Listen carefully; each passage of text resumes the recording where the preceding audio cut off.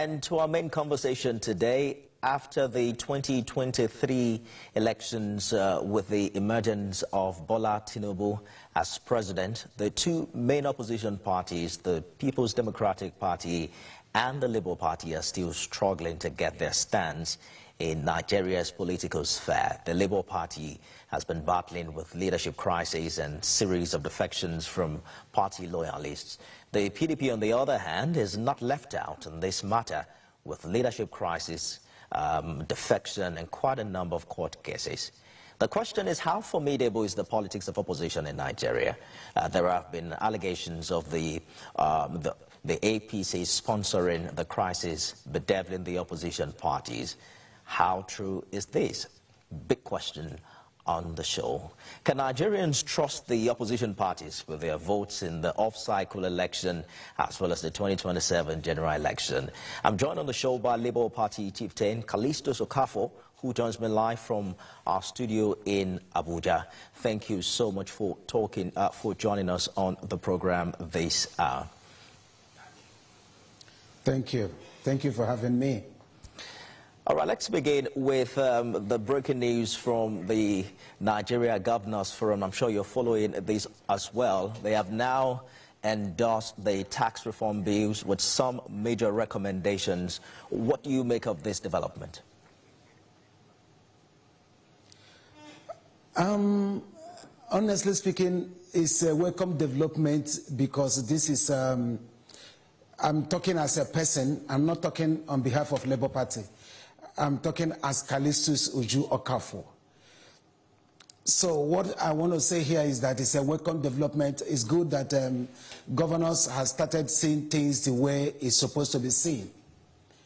Actually, not because someone is in opposition or because you are not in the ruling party, and that is why you will not support the good thing when you see one. The tax reform is a welcome development. It's something that Mr. President has, is Mr. President's initiative. And that is a very good initiative. It will it will make everybody to feel impact of this government. Let me talk about myself. Apart from being a politician, I am a businessman. When I look at the reform, the tax reform, I welcome it, and every businessman welcome it because it's on our favor. Take for instance, when you're a businessman and your income or your profit is not up to 50 million, you will not be paying taxes, you know. And this one is not that when monkey they walk, baboon they shop. So this thing is call it pay as you go. So for me, it's a welcome development. The governors has done pretty very well. So I commend them. Well, it comes with some major amendment, though. They're recommending some alteration to the value-added tax, 50% based on equity, 30% based on derivation, and 20% based on consumption. You don't think this alters anything, do you? You see, when we're talking about this reform, I want us to be realistic. I want us to see it the way it is. I know that some part of Nigerians, the way they're seeing it is not the way it is. Maybe they have not really sat down to look at this reform very well or read it very well and understand it. And I also employ them to if you don't understand this, please tell your brother, call your friend who understands this to explain to you. All this amendment is just is for interests. People want their own region to get something meaningful. But the bone of the contention of this tax reform is the outcome of the tax reform. So for me, I believe that all these amendments the governors are making and these ones are making is to suit them.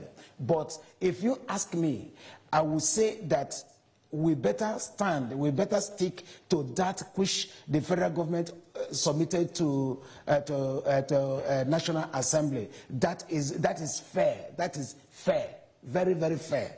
But I believe that Mr. President or the government, the federal government will do everything to come in a good relationship, in a good understanding with the governors to see it fly. But my take here is that tax reform is a welcome development. While the federal government is getting some form of support from the Nigeria's Governance Forum in the area of tax reform, there is a back and forth and exchange of words between the federal government, the presidency really, and the Emirate of Kano. You heard the Emir of Kano saying that it is no longer going to help this administration. How are you reacting to this? Anyway, like I said, this is my own personal opinion. Let me talk about most of us who travel out there, who also listen. You see, America has just concluded their election. Immediately after election, the elected president is no longer a political party president. He becomes the country president. It means that at this point, everybody, if you know the one you can do, you can join hand to make it happen. Remember, you are not doing this for Mr. President. You're not doing this to APC. You are doing it for the nation. You are doing it for your country, for the masses. Honestly speaking, it breaks my heart for a man I respect so much, His Royal Majesty, Sanusi Mohammed, to say that he can't support Mr. President. For what? He's not supporting. I want to let us know that we're not supporting Mr. President. We want to support Nigeria. We want to see our country, the only country we call our own. We want to see it work. We want to see the policies, all the policies Mr. President bring. We want to see it work for the betterment of Nigerian masses, not for individuals. So for a man like him to make that statement, honestly, for me, it's not a welcome development. It's really, for me, I've seen it in a position of personal interest. But I'm seeing it as a man who has shifted his loyalty to somewhere else. It's all about loyalty. It's all about. It sounds a lot like if you don't support me, I won't support you. The Minister of Information calls it perceived antagonism, but perhaps it has to do with whether or not it's getting government support in holding on to the stool of power in Kano, in light of the legal tussle that it's faced with. But that is what it seems. If I were to be him, I won't make this public declaration. I won't say this publicly. I will put it in my heart. Me, as a person, I see it as that is exactly what it is. Because if federal government has supported him, you see, he would have come out that day on Wednesday to sing the praises of federal government. But because maybe the federal government has not supported him, and that is why he is saying this. But why we should all condemn his statement is because this is an elder statesman.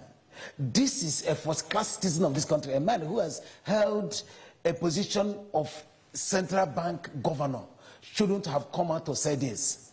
You see, and one thing with this government I see is that they try to bring in professionals. It doesn't matter, irrespective of your party affiliation or what you believe in. But because we are all Nigerians, because we are all fighting for a common goal, Sanusi Mohammed should be that one who's supposed to volunteer himself for what he knows and he will do better to help the federal government, to help the economy of this nation. But he decided to say this. So for me, I condemn that. It's not for me as a Kalisu Sokaf, it's not a welcome development. It's a very selfish statement, honestly. Mr. Okafor, you're sounding very different this evening. The last time I checked, you were a member of the Labour Party. We're also following the gale of defection hitting your party. The last count, about 5 out of 35 members of the House of Representatives who have now joined the All Progressives Congress. As at March 2023, Julius Abure could swear that that wasn't going to happen. It also sounds a lot like you are now in support of this administration. Is the Labour Party now the new APC? You see what I'm talking about, because and whenever someone is saying things the way they are or expressing his own opinion, if you're not APC, APC is sponsoring you. Before, everything and everywhere was fighting for my position. As a deputy national chairman who's supposed to take over from the late chairman, what I heard everywhere is that APC was sponsoring me. You know, it's really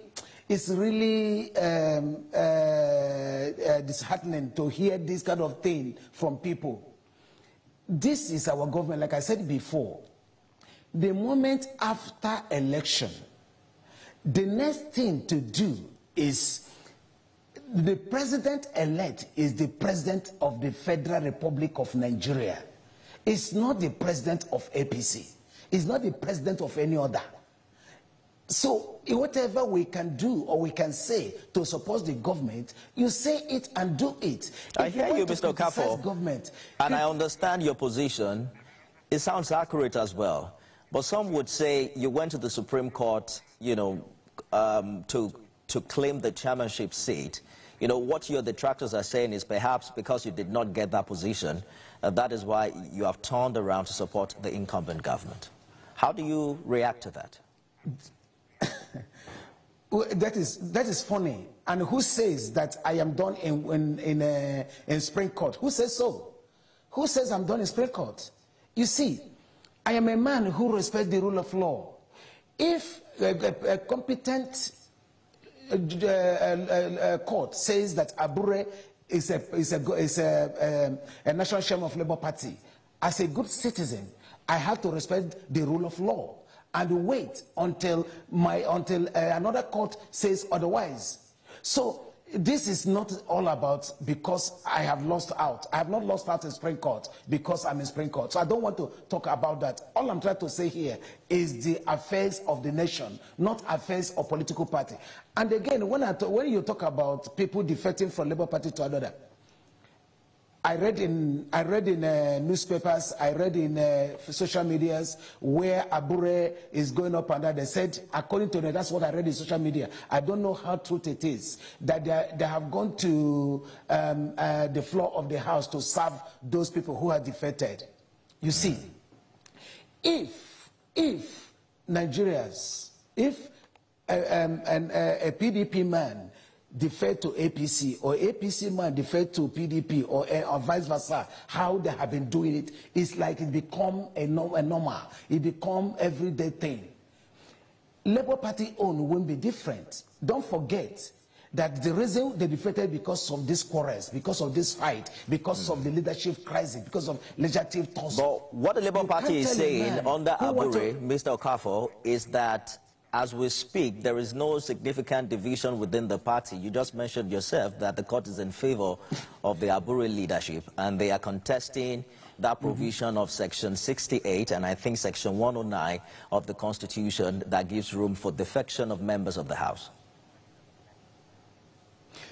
Okay, what you will ask yourself now, if all of us were in court, Abure was given, court had declared Abure and the chairman of Labour Party, and other people has gone to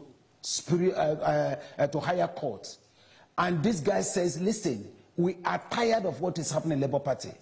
Remember, when you say court, the court did not say. This Abure regime has faced so many things. Is it all the allegations of fraud, all the allegations of perjury and the fraud? So any thinking man, every good man, any thinking man, a man with honor and integrity will say, listen, I won't associate myself with this kind of a man. Listen, I'm not making excuses for them, but all I'm trying to say here is that these guys that defected from Labour Party to APC or to any other political party, they are not different from others. All right. They are not. Mr. Okafor, we're hearing that a faction of the obedient movement are now about to exit the Labour Party in favor of another party. What implication does that have on your party going forward? I want to put it clear that I am not a member of Obedient. I'm a Labour Party chieftain. And when you ask the Obedient, they will tell you they are not members of Labour Party. They are just a movement that felt they would support His Excellency Peter Obi, and they came with him. So if fraction of them say they want to leave, like I said, it's a normal in this country where people are in this party today, tomorrow they're in that party, tomorrow in that other party. So I don't have any problem with that at all. But I thought that they have common public. I thought it was the Obedient movement that gave life to Labour Party. Some would say, what is Labour Party without the Obedient group in terms of the popularity it garnered during the 2023 elections? Yes and no. Yes and no. Labour Party became number 2 now. Okay, number 3. When you talk about APC 1, PDP 2, Labour Party 3, because of Obedience. But remember, there was a time in this country where Labour Party was number 4. When Mimiko was our governor, if you recall, we have how many senators? We have many House of Reps in the seat. The former deputy senator, distinguished Senator Omagege, do you recall that he came from Labour Party, who also defected to APC? So, you see, those people that are saying this are people who doesn't know the history of Labour Party. Mr. Kafo, the truth of the matter is that... Yes. We are really running out of time now, but I just want to get your thoughts on this. You know, we saw a meeting between Peter Obi and the former Vice President Atiku Abubakar, and, you know, the rumors are rife that we probably might be seeing a merger. Are you concerned that if Peter Obi leaves your party today, Labour Party will leave that number 3 spot back to where it was before now? You see, this merger can never be between Labour Party and PDP or this or that. His Excellency, Mr. Peter Obi, has the right. Everybody in this country has the right, constitutional right, to emerge, to align with anybody he wants to. So I don't want to speak about people of like minds who want to do their thing. But I want to assure you, let me tell you, I am Labour Party chieftain till we speak. But all I want to let you know is that I'm a man who believes in flowing what is good, flowing the right thing. For me, for today, I would say that it's come 2027 election. All right. With what is happening in Labour Party, what happened in the PDP, these two parties with all this crisis cannot fight APC. That is the truth. That is the truth. We have completely run out of time. We'll continue this conversation. Callistus Okafor is former deputy chairman of the Labour Party. Thank you so much for talking to us on the program this evening. Thank you for having me. Thank you. And that's our show today, everyone. Thanks for being a part of it. We're back tomorrow, 6 p.m. with more. I am Nifemi Oguntoye.